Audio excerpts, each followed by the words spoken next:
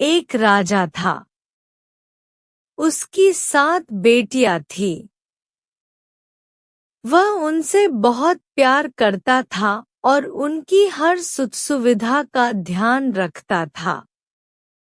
एक बार जब मेज लगी तो वे सभी एक साथ भोजन के लिए बैठे। राजा ने अपनी बेटियों में से एक से पूछा, आप लोग मुझे कितना चाहते हैं? बड़ी राजकुमारी ने कहा, पिताजी, मैं आपको गुलाब जामुन की तरह चाहती हूँ। राजा ने खुश होकर उसे 4 गाव दे दिए। दूसरे ने कहा, मैं तुम्हें बर्फ की तरह चाहता हूँ। राजा ने उसे एक बड़ा क्षेत्र दे दिया। तीसरी लड़की ने कहा, मैं तुम्हें अमरत्व की तरह चाहती हूँ। राजा ने उसे भी बहुत सारी जमीन जायदाद दी।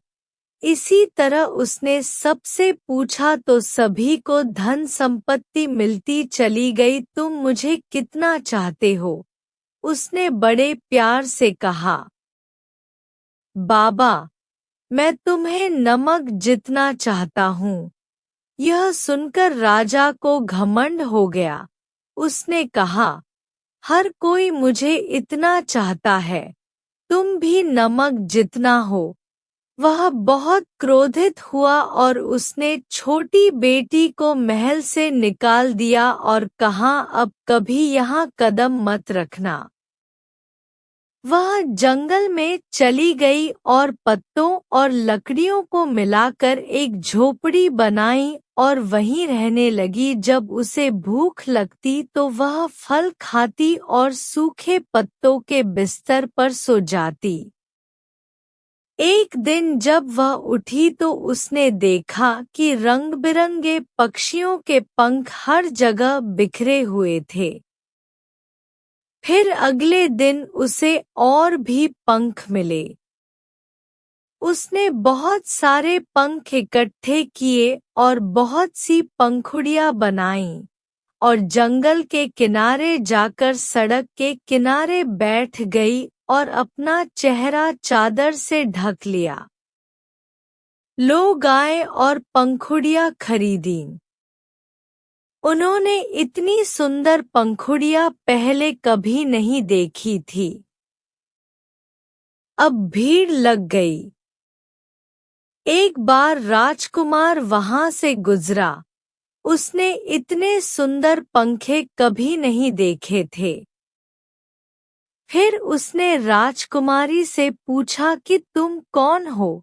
उसने उत्तर नहीं दिया कि उसने कभी पंखे से काम नहीं किया है बनाने में।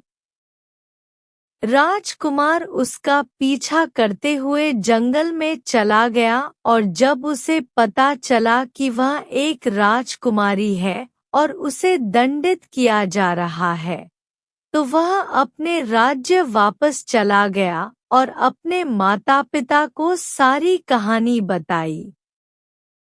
उन दोनों ने शादी कर ली, लेकिन राजकुमारी को अपने पिता की बहुत याद आती थी। वह खुश नहीं थी। एक दिन उसने राजकुमार से कहा कि वह अपने माता-पिता को बुलाकर उनसे मिलना चाहती है। राजकुमार ने एक बड़ी दावत का आयोजन किया और राजा को आमंत्रित किया।